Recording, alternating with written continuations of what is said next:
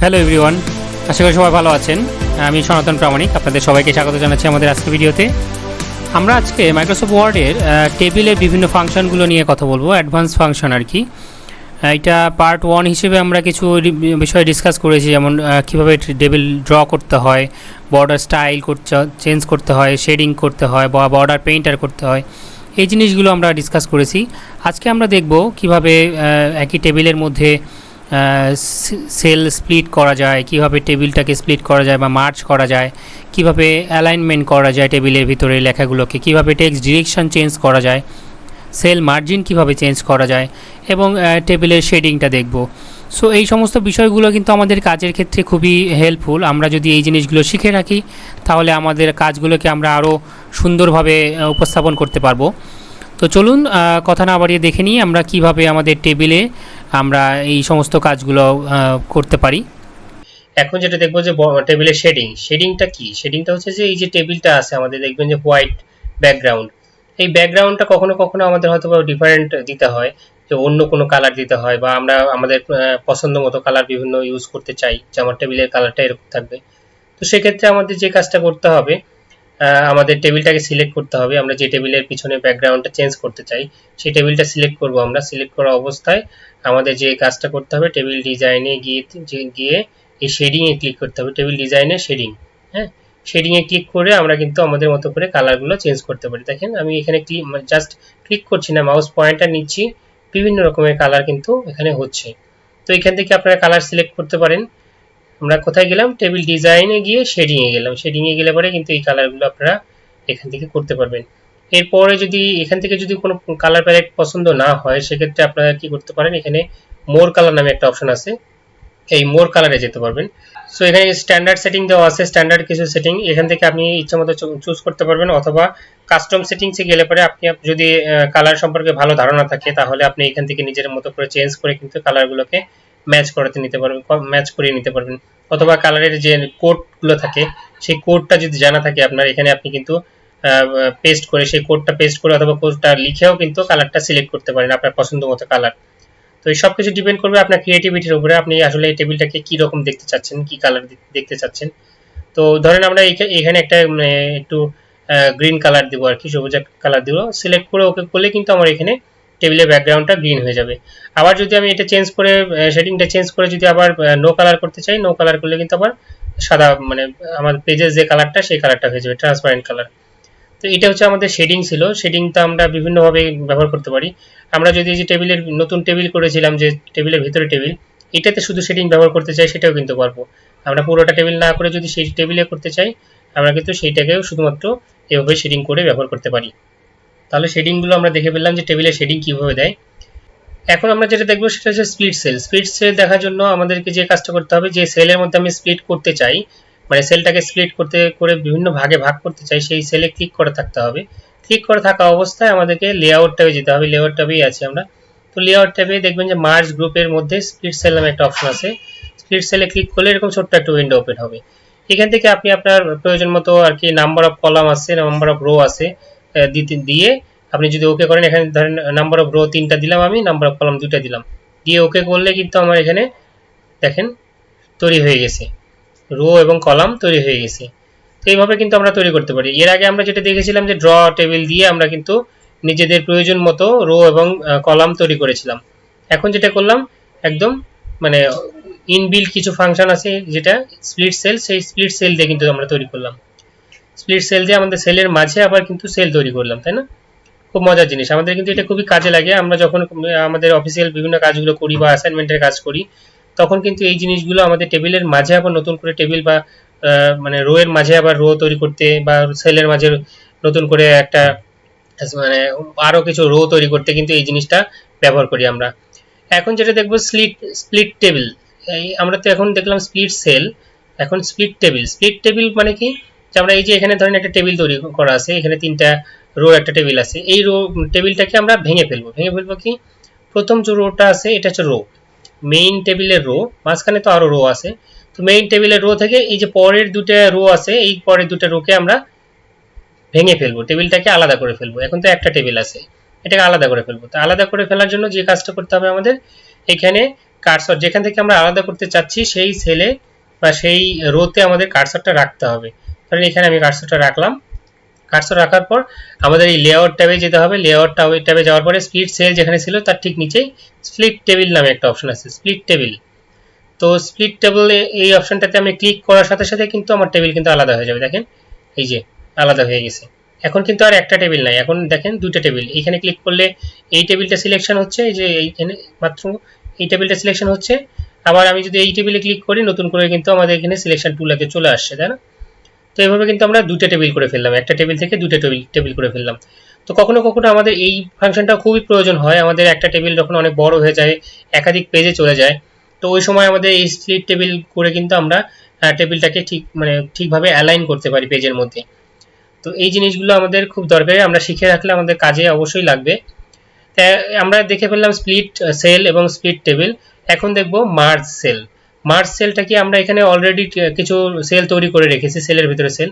এখান থেকে আমরা কি করব, এখন আমাদের হয়তোবা এমন হচ্ছে যে আমার এই সেলগুলো আর দরকার নাই, এই সেলের মাঝে নতুন যে সেলগুলো তৈরি করেছে সেগুলো দরকার নেই, আমার এখানে একটা সেল এটা থাকলেই হবে।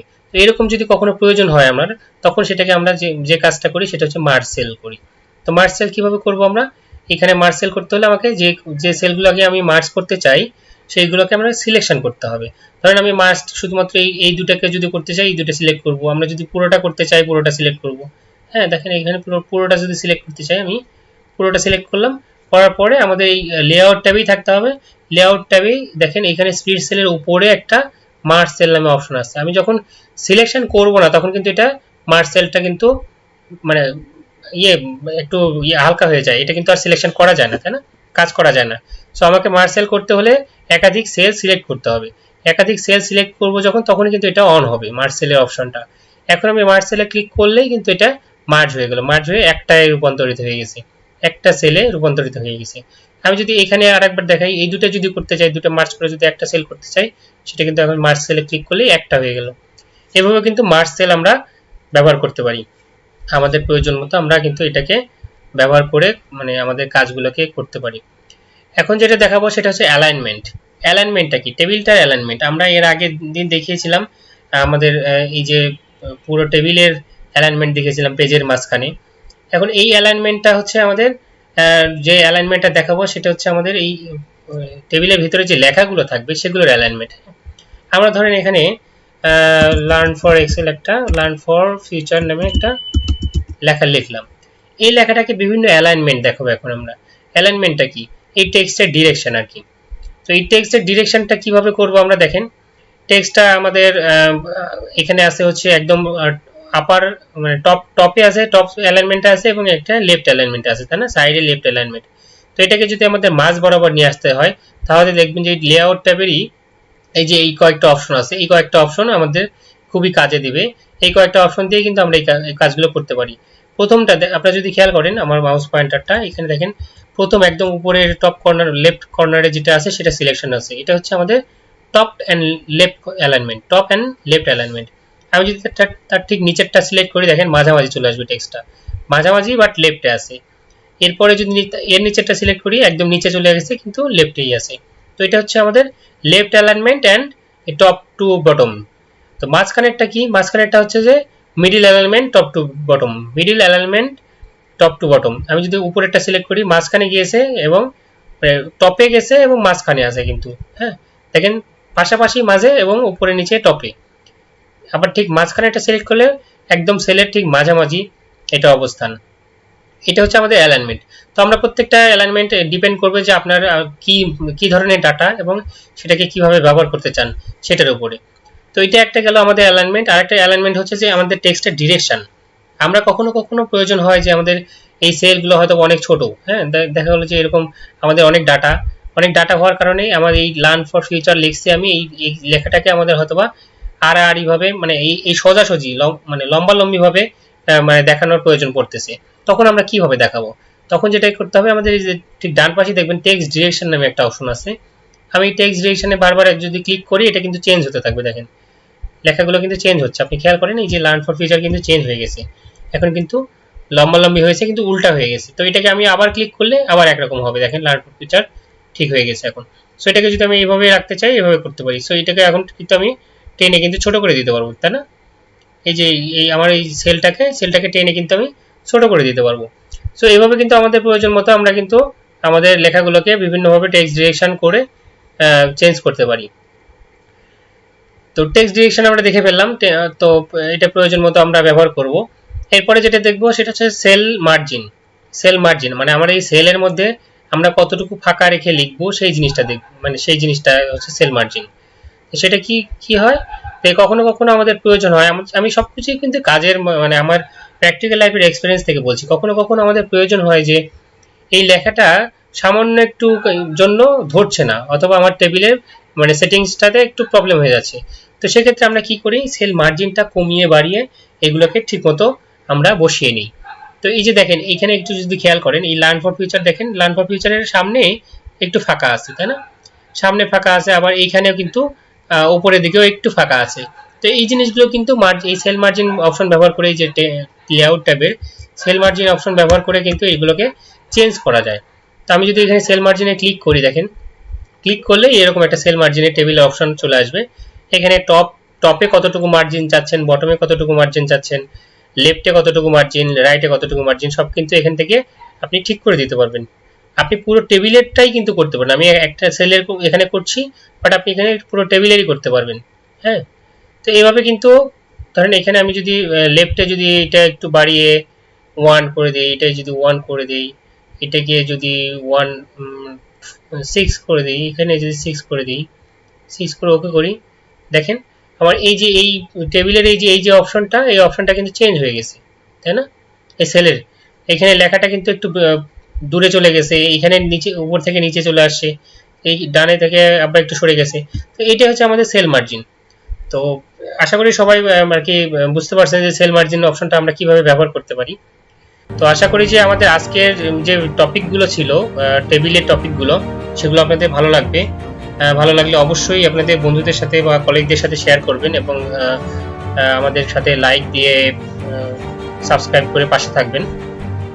তো মনোযোগ দিয়ে আমাদের ভিডিওটি দেখার জন্য আপনাদের সবাইকে আবারও ধন্যবাদ জানাচ্ছি। সবাই ভালো থাকবেন, সুস্থ থাকবেন, করোনা থেকে দূরে থাকবেন।